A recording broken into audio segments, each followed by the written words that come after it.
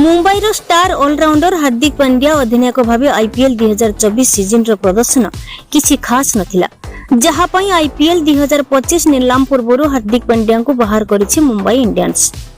तबे गुजरात टाइटन्स को फेरिबा परिवर्ते Hardik Pandya royal Challengers Bangalore पई आईपीएल 2025 रे अधिनायकत्व दायित्व सह नजर आसिबे।